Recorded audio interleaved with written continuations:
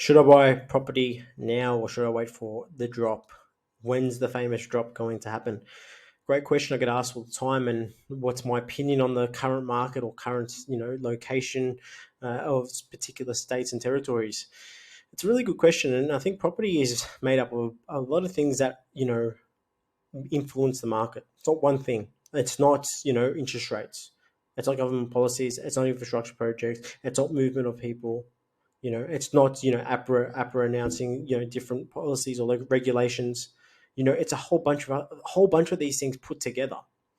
And what's there's a lot of hype saying there's going to be a crash. There's going to be a crash, and there's people being saying this for the last 25 years, and they still say it to this day.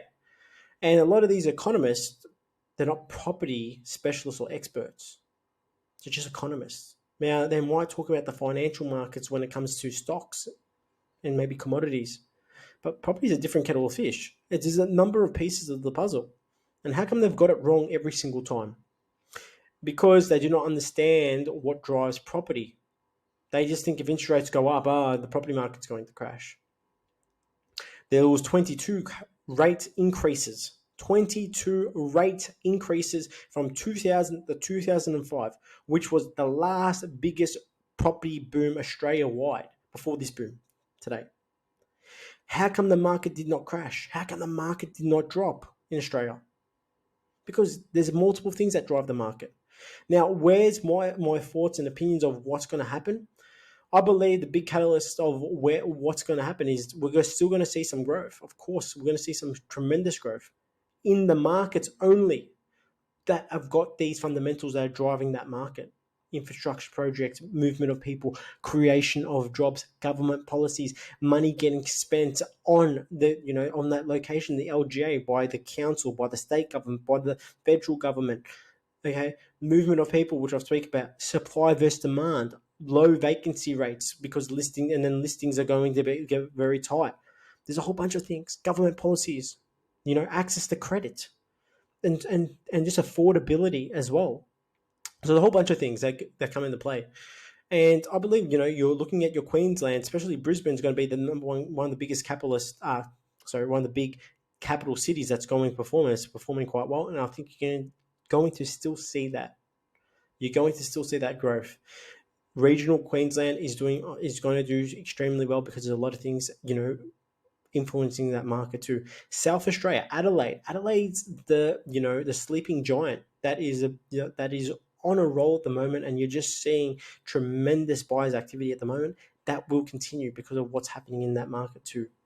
There's going to be your regional New South Wales is probably one of the best regional towns in Australia wide. Now, what my concerns are is your Melbourne and Sydney markets. Hobart is probably one of the best property capital cities that has performed extremely well in the last 10 years, and it's still doing quite well. It's probably still going to go well, but how long can that go for? And your Melbourne and Sydney's, at the moment, a lot of it's just speculation, and of course, supply versus demand. But what I've seen by just looking in, suburbs and locations around Melbourne CBDs and your Sydney CBDs, you're starting to see more listings come to the market. You're starting to see inventory levels starting to increase. What does that mean? Supply versus demand. So there's more supply coming to the market. So when there's more supply, it can outstrip a bit of the demand. I believe there could potentially be a slowdown in these two big capital cities. But there's markets in markets. Okay, there's markets in markets. If you're looking at Melbourne as a whole, very hard to pick whereabouts it's going to drop because it's so big. There's so many different suburbs and LGAs. So I think these markets are somewhere you probably don't want to be putting your money. So you've probably missed the boat from when you should have probably been in your Melbourne City markets, which was probably from 2011. Now, your Perth is looking quite strong. Some of the regional towns in Perth was probably, I think it was third state regional. Sorry, WA was the third regional state that was one of the top three regional states of growth rates. So it's performing quite well. New South Wales was first, Queensland, and then it was WA in your regional hubs. Okay, so there's a lot of things going on at the moment. A lot of buyers activity. a lot of things happening. But these catalyst markets are going to show you what outweighs the markets that are just being prepped up because of hype, because of people not wanting to put their properties on the market because they're not sure, a bit of uncertainty of COVID and all the rest of it. People are starting to wake up, things are starting to get back to normal, and you're going to see the markets that suffer because a lot of it was prepped up by hype and all the commotion that you see on the news and on the the media panels and etc. I believe there's going to still see this growth, but only to the key property markets that are being driven by those fundamentals that I've spoken about all the time. I'm like a nagging mum just talking about the same thing over and over again because you just can't let go of the fundamentals. Okay, you can't let go of the fundamentals. Some of these property markets have been growing for so long, but there's a lot of things that aren't driving it. Now it's a lot of speculation. A lot of people aren't putting their properties on the market. So there's low listings, of course. But when there's confidence in a market and there's a lot of listings that will come to the market, when there's a lot of listings that will come to the market, we'll start to outstrip demand. So something to look out for. Where do I think this is going? I still think for the next 1 to 2 years, there's going to be an increase in property prices. I'm very confident in that.